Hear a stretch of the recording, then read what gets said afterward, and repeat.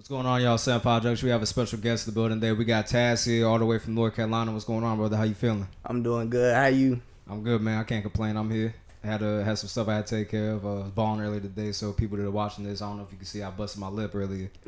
Yeah, a little rough house was going on, but it's all good. You know what I'm saying? It happens, part of the game. But yeah. So for those who don't know you, bro, can you just tell them a little bit about yourself? You know, where you from for one, and then who you are, what you do. Okay. I'm a musical artist. I go by the name TazzInaShell.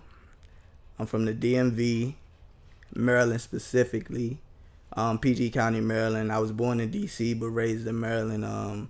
I lived in a few more places. I stayed in Tampa for like a month before, due to financial, situations. But I grew up in PG County, Maryland for the most part. Okay. Word. And how was that growing up, like Maryland? You know what I'm saying? Like, so did you get so obviously like Baltimore, they had their slang where they say like two, you know what I'm saying? Things like that. Like, did you kind of adopt that in that area? Okay. But like at the same time, I was kind of like different. You feel me? Mm-hmm. Like from everybody else, but like I still, kind of like adapted to my environment and stuff.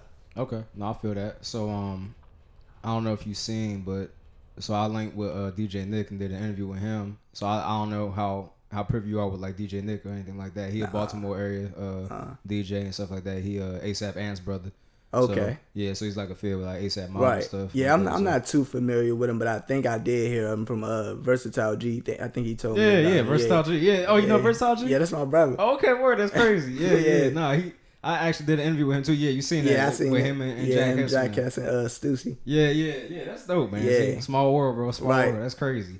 So I mean, speaking of small world, man. I mean, the social media, like your platform, Instagram, you got a lot of following and stuff like that. You got pretty good following. So what was that like? That journey, getting those followers, and how did you garner that support from the people? The journey was kind of long. I ain't gonna lie. Like it was like I say probably from like 2016, 15, 16. I started it like at first. Like people used to like make jokes about me, talking about I used to buy my followers and stuff. But nah, like I just used a method. Like I used to just follow a lot of people and then like unfollow them to like make it seem like I have a lot of followers. But I did that for a while. But like as the years went by, like I gained more followers because I did like a DMV rappers parody of like rappers from the DMV area. And like that kind of blew up like throughout the DMV area and other places too, like from artists people like recognized. And then not too long ago, probably like 3 months ago, I did like a little series like called Instagram Comments. And like that really blew up. Like I posted on Twitter. Like I didn't think it was going to do a lot. Like I just posted something. I was bored and I just put make a rap in my comments. So I'm just chilling. I got like 12 people that commented on it. And then like I'm just sitting there, like I got my own studio in my house. So I look over at the studio, I'm like, these kind of go together. So I'm like, I'm gonna make a rap out of it. So like I made the little rap, I posted it. I didn't think it was gonna do what it did, but on Twitter, like it just blew up, got like 24,000 likes, favorites. And then Instagram, it blew up. And then I did like 10 parts of them, and the rest is history. Yeah, no, definitely, man. People underestimate how powerful social media is and how, I don't want to say easy. It's got a lot to do with luck, you know what I'm saying? Because you got to have the right people see it, but you also have to provide quality content too. So having that balance, you know what I'm saying? Once you find that balance, that with the luck and the content, your stuff could take off very easily. You know what I'm saying? People don't realize that. So do you feel like in this day and age, compared to like, back in the day, do you feel like it's easier to market yourself? Of course. Okay, but in the same sense, it's oversaturated too because everybody's trying to do it. Yeah, it's still hard in a way, but it's still easy in a way because you can just post anything on the internet and like it can just blow up. But like when you got a lot of people doing it, like you don't get too much attention on one thing. But at the same time, it's still more easier than back in the day. But it's like 50-50. Definitely. It's got its pros and cons, just like everything. Okay, word. That's what's up, man. Now I saw you posted on Instagram. You was talking about that you was gonna sell your account or something like that. Like, Oh yeah. So what happened with that? Just give me a little backstory with that. To be honest, I was trolling. Like, Oh, okay. I was trolling because I knew people was gonna comment on it Mm-hmm. and like, give it to me, or you feel me? Don't sell your account and all that. I was low key trolling. Like, I low key troll a lot, but I don't never troll in a bad way. No, I feel that. Yeah. Now I saw one of your comments said that being up there kind of like depresses you and stuff like that. Now was that trolling as well, or was that like genuine? That was genuine. Okay. Like, because I feel as though like when I get on the internet, like I don't pretty much like worry about other people too much, but like when I see other people, I'm like, dang, this nigga made it or whatever. Mm-hmm. And I'm like, I know damn well I'm better than him or all that. But like when I see that, it's like not a hating thing, but it's like I know I'm better, I know I can do better. But it's like, and then like just being on the internet too much, it's just like, it's kind of depressing. Like, I mean, it kind of get me depressed sometimes. It's not like a bad depression where I want to curl up in the corner, but it's like I know my time coming, but it's not coming fast enough. Type depression, yeah. No, I feel that, man. Especially with social media, man, because you're always seeing people's successes. You know what I'm saying? People don't post the bad things that happen. They only post the good things that happen. So you're seeing, damn, like, this person's doing great. Yeah. You know what I'm saying? This person's doing all these good things. They got all this going for them. But in reality, you know what I'm saying? They got all kinds of shit going on that went into it and that got them there. And, we don't do it. Well, we may realize we do it, but sometimes we don't. Where internally we compare ourselves to other people too. You know what I'm saying? We're like, damn, why am I not there? You know what I'm saying? Why haven't I got there? And everybody's timeline is different. You know what I'm saying? So I just try to take everything in stride, man. You know what I'm saying? Like, I always see people doing better for me. I'm just like, kudos to them. You know what I'm saying? I'm gonna get there though. Right. I'm gonna get there. So with the music, how long you been doing music for? I've been doing music since middle school. Like no, really, I'd say like from 5th, 6th grade. Like, I wrote my first rap in like the 5th grade. Mm-hmm. Like, it was for this I think it was like, we was doing the MSA testing, the Maryland School Assessments or whatever. And like, we just did like this activity or whatever, like before we like did the test in that test week, like to have fun or whatever. Our teacher told us like to write a rap about, the MSA or whatever. And like, that's the first whole song I wrote. Like, I think it had like 2 verses on it. Like, and I was in 5th grade. That was the first one I ever wrote. But like, real seriously, like when I bought my own studio equipment, that was 2016. But I've been messing with the rap thing for a long time. Like, I knew it was something I wanted to do. Okay, where? And how old are you now? I'm 19 now. 19? Yeah. Yo, that's crazy, bro. I thought you was like 24 or something like that. Nah, I'm 19. Damn. Well, shit. That's what's like. Hey, you got nothing but time, bro. Like, you know what I'm saying? Like, you got your whole life ahead. You know what I'm saying? Right. Like, I'm 24. I'm talking like I'm an old head or some shit. You look young. Yeah, but I mean that's crazy though, man. 19. So I mean, you got, and already you had that phone. You got that potential. You know what I'm saying? Right. So like you said, it's only a matter of time before something breaks. You know what I'm saying? And you get that next stride to move on forward with your career. You know what I'm saying? Right. Now, do you feel like music is what you want to do for the rest of your life, or is it gonna be something that kind of facilitates other things that you want to do, and kind of you just gonna branch out off of that? It's gonna be something I do for the rest of my life, but at the same time, I want to use that platform to like. I want to use that platform to do other things like things like giving back, things like that. But yeah, I will always have a love for music. Like, even though, you feel me, like right now I'm not making too much money off of it, so it's like I'm still doing it because I got a love for it, I got a passion for it. But I always do music. It's something I love. Okay, word. Now, can you tell me a little bit about your decor? So you got the shirt on, TazzInaShell shirt, and you got Taz chain. So can you tell me a little bit about your pieces that you got on right now? The shirt is it's for my mixtape that's coming out soon. Okay. It's pretty much finished, but I might make some changes to it. But it's called In the Shell World. Mm-hmm. I don't know when I'm gonna drop it yet. That's still like pending. I I got this pendant. I ordered it offline. It's a Taz chain. Okay.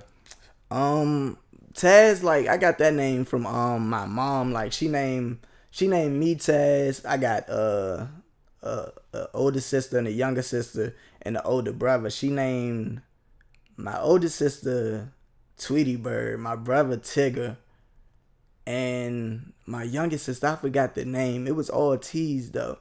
But yeah, she named me Taz, but like she just threw us nicknames, but never called us the nicknames. But like when I started rapping, and you know everybody need to find out what their rap name gonna be. Mm-hmm. Like it was just there, so I was like, all right, I'm gonna go with Taz. And then like, but really like my first rap name, like I was a big Chief Keef fan back then, and I went by Chief Taz like on SoundCloud when I first started rapping. Okay. Then I changed it to King Taz because I didn't want to be a follower. Mm-hmm. But then I was like, King Taz too plain. I need something to stand out and that's unique. So one day I was just sitting, I was recording music, and I was like, I need another name. And then like TazzInaShell just came to my head, and like that's how all that came together. Okay, word. Yeah, that's the most difficult part, in my opinion, for starting anything, just finding a name, you know what I'm saying? Because you gotta find something that's catchy. Mm-hmm. You gotta find something that people are gonna be drawn to and people are gonna recognize. So like when I was trying to come up with the podcast thing, I was like, hey, I don't know what the fuck to call this shit, man. I was like, I don't know. But, you know, I want to incorporate 757, so I want to incorporate that somehow. So I was like, all right, 75. You know, everybody that's from here know that's short for 757. And I was like, all right, well, let's just throw some words out there. So I started throwing words out there, and I threw junction out there. So I hold a 75 junction. I was like, okay, that works. You know what I'm saying? So and for me, I feel like it's a little catchy to stick. You know what I'm saying? Yeah. So that's just the hardest part, man. Is just coming up with a name. I mean, right next to starting. You know what I'm saying? Obviously, you know, once you come with a name, the hardest part after that is actually starting. You know what I'm saying? But yeah, it's crazy, man. So when you talking about, you know, your mixtape and all that stuff, who you working with specific producers, or do you kind of just grab beats from other people? Or I'm pretty much, it's like kind of all over the place. But like that tape is going to be just me by myself. Like I don't have no features on it. Like I wanted it to just be me by myself. Like when I do like the Inner Shell World Part 2, I'm gonna add some features on there. But I wanted the first one to be just me. And yeah, but like all the beats and stuff, like they pretty much off of YouTube and stuff. Okay.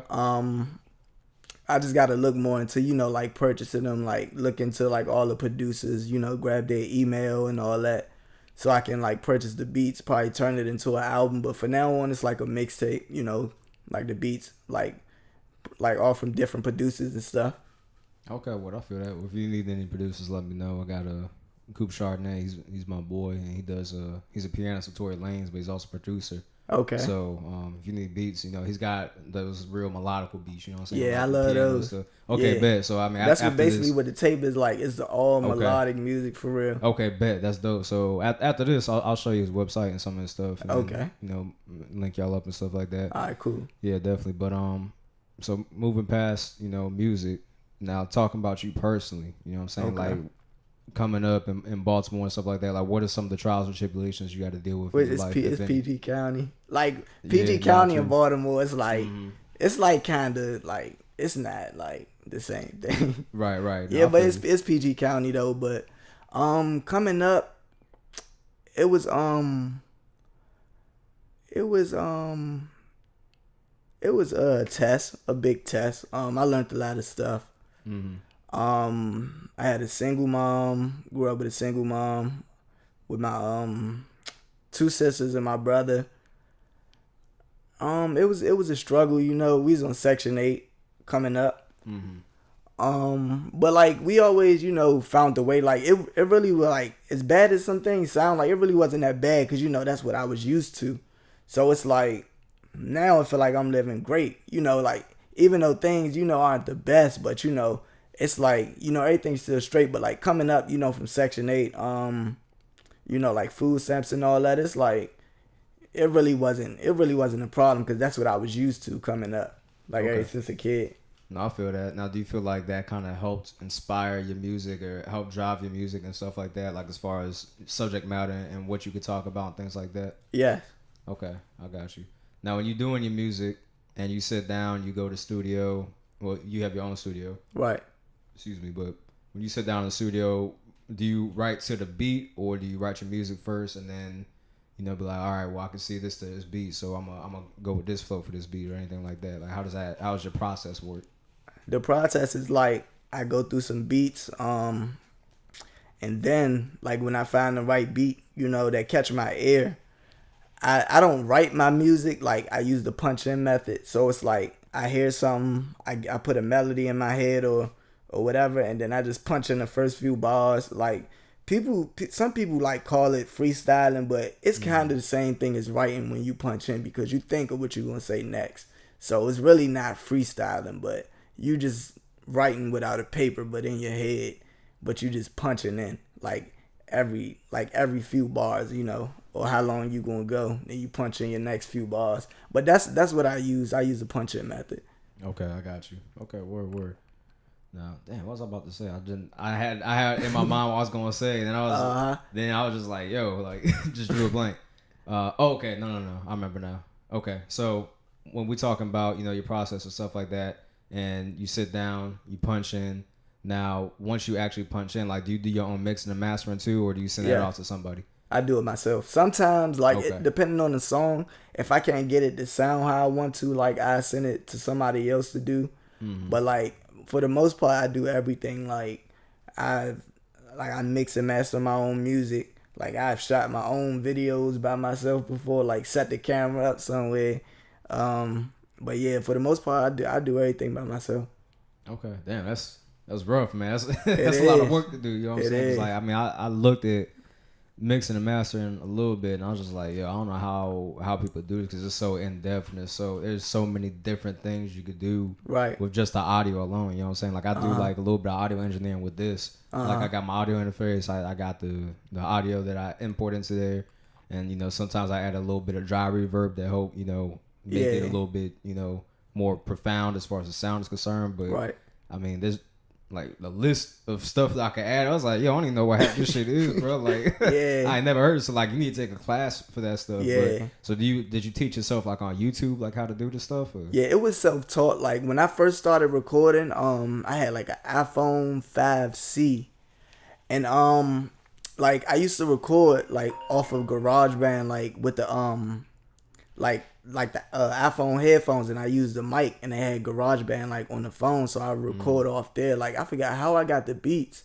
but no, I used to hook the phone up to the computer, and off iTunes I would download the beat onto the phone and just drag it on GarageBand.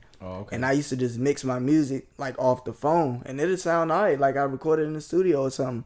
But like when I finally saved up, got my computer or whatever, my cousin actually helped me. He told me if I save up, get half of the money. My cousin Stunner, I always rap about him.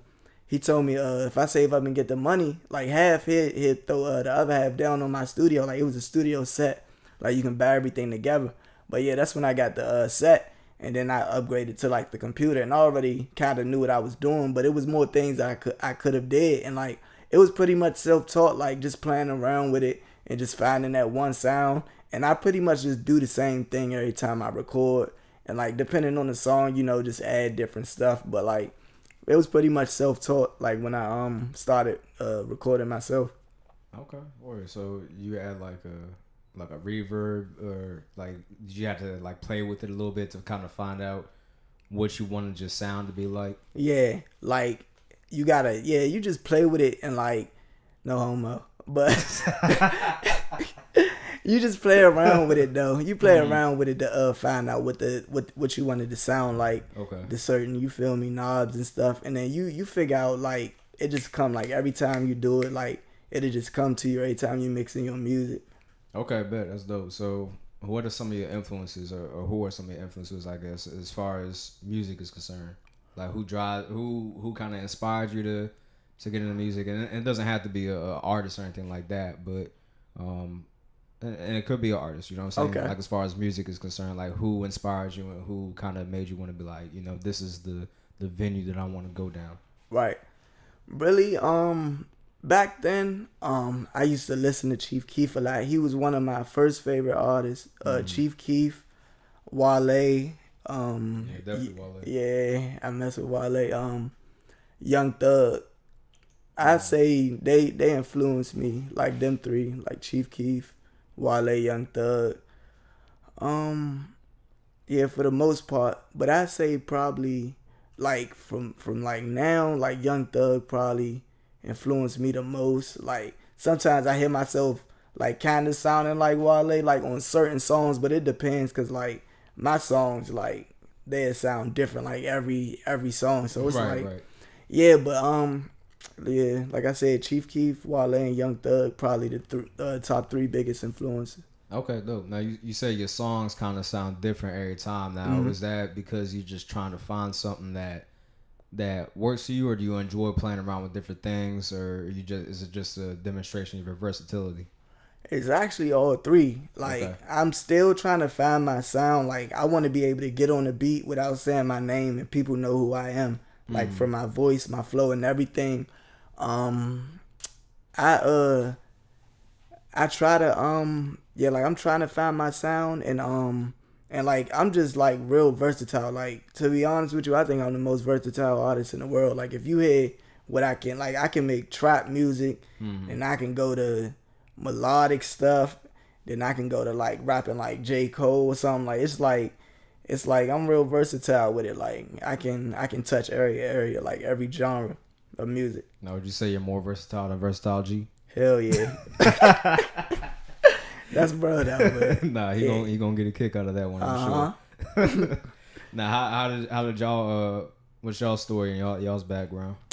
Man, his background, he actually 2016 he DM'd me on Twitter, and we just started chopping it up. He heard the song I did back then. It was called Taz Flow Part One. Mm-hmm. Yeah. And then he DM'd me about it. He was like, send him a open. And then I opened the verse up, sent it to him.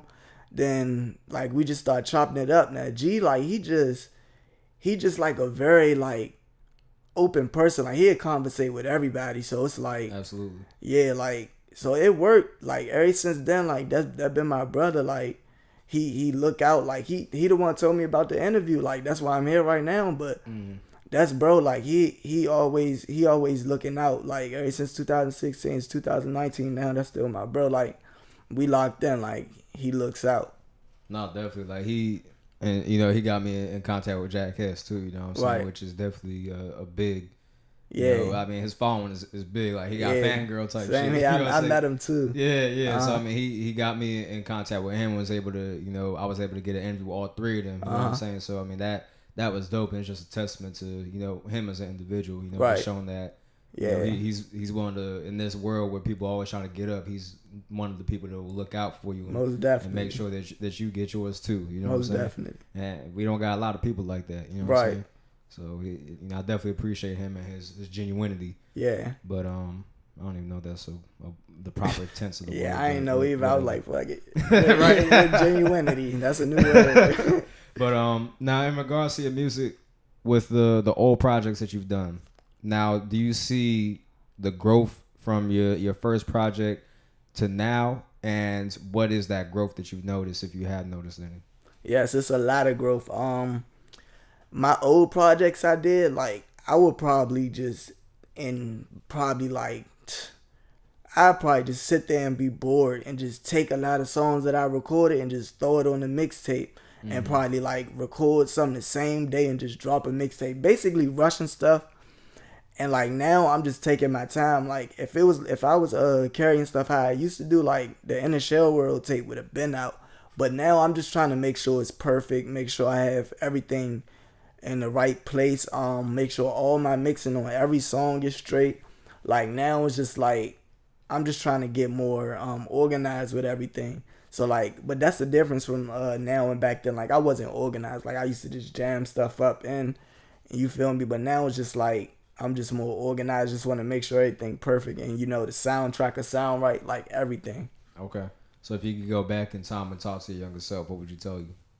I say take your time, like don't rush anything, and like that's what I learned like throughout my years of doing this. Like I used to try to like rush it, but it's like rushing don't help nothing. Like so it's just basically just take my time Okay. and just keep working.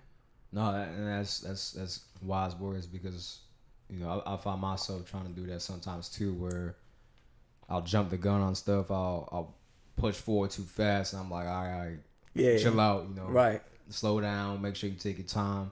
Make sure you go about this the right way, and make sure it's done Yeah. properly. Because if it's not done properly, all that work you put in is gonna be in vain. You know what I'm saying? Yeah. Because you're just hustling to get something out, and then once it gets out, it's just like Right. It's like the all sound this for rush. what? You know what I'm saying? It's look rush. So taking your time is definitely valuable, and a lot of people don't understand that. Especially in music. People always like pushing stuff out, and I get it. You gotta have content out. You gotta stay relevant. Right. Eventually something's gonna give. You gonna have that one song Right. that propels you to wherever you gotta go. But Yeah. I also am a proponent, a strong believer that you have to take your time with things and sit down on them and make sure it's done the right way. But don't get complacent. Right. Because complacency, that's your worst enemy, especially when it comes to getting stuff out there. So, what advice would you give to anybody that's trying to do music? Obviously it's a very saturated market. So, what would you tell somebody to stand out or to make themselves their own artist, basically? My advice that I would give to somebody that's trying to do music, like, I would tell them, like, basically invest in yourself, because there's a lot of young kids out here that want to do music that don't want to pay for anything. Like, I understand, like, being young, it's kind of hard to, like, invest in yourself, because, like, some kids that's trying to rap, they can't even afford studio equipment or anything.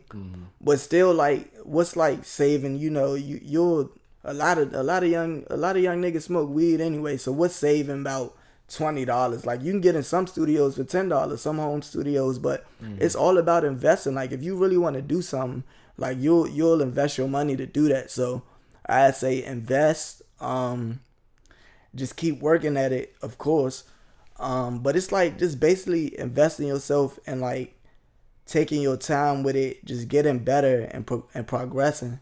But the key is just like investing your time, money, and everything like into like what you want to do, like with music. Like money is a big part. Like if you want to make money off something, you have to put in money to get money back. So it's like it's all about investing. Okay, definitely, man. That's definitely, like I said, good advice, man. I mean, right.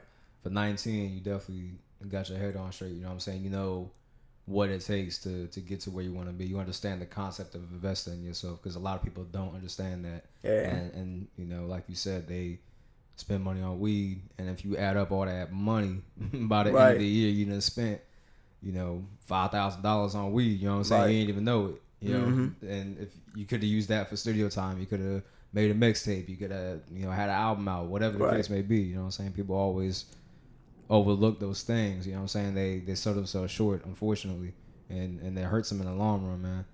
So yeah, it's crazy. But so I don't want to take up too much time. You know what I'm saying? Do you have anything else that you want to add to the interview, like as far as like upcoming projects, or parting words, or shouts out to anybody, or all the above?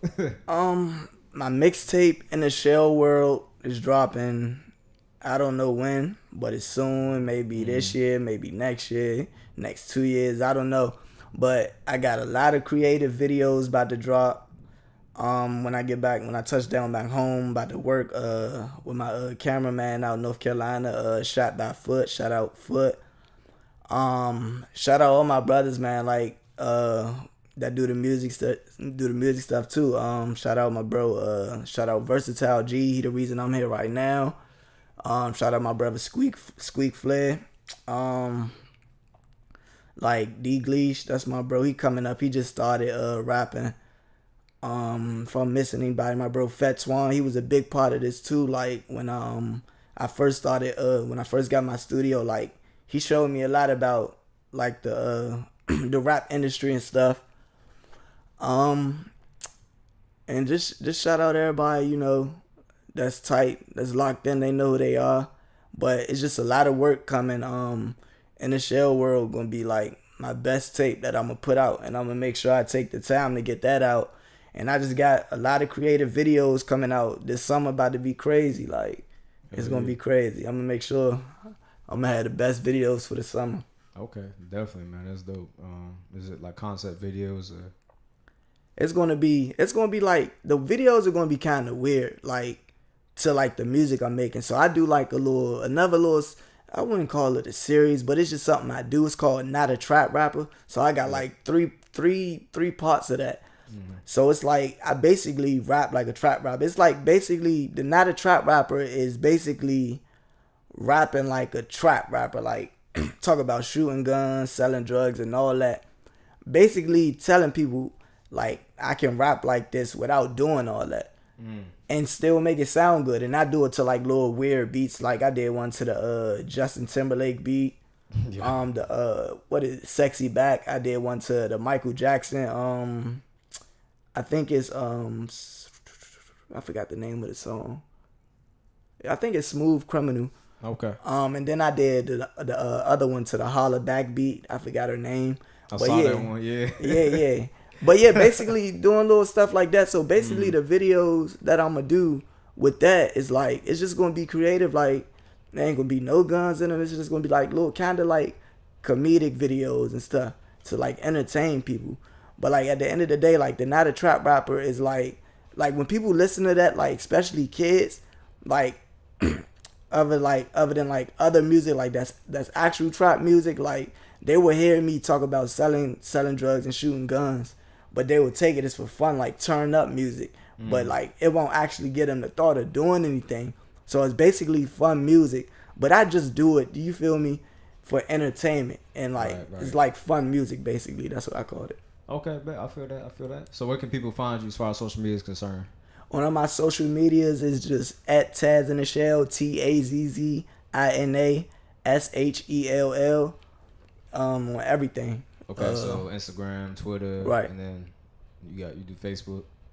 Yeah, I mean I don't get on it, but you can find me on Facebook at TazzInaShell too. I feel that. I mean I'm big on Facebook. That's where most of my my phone is at. Well, I mean I don't know. It depends. I mean for the podcast, most of it's on Instagram, and then my personal is more so on Facebook as far as like my interactions and stuff like that. But okay, dope, man. Well, hey, I appreciate you coming up here for the interview, man. From North Carolina. I mean, every time someone comes from out of state, man, you know, it's just very humbling. You know what I'm saying? I had to, you know, give my platform a chance and, you know, come out here and you know, want to interview with me. It's definitely appreciated, and I appreciate you coming out and making that effort. Yeah, no, absolutely, man. So, hey, make sure everybody follow TazzInaShell on all social media platforms. Make sure y'all get his mixtape when it drops.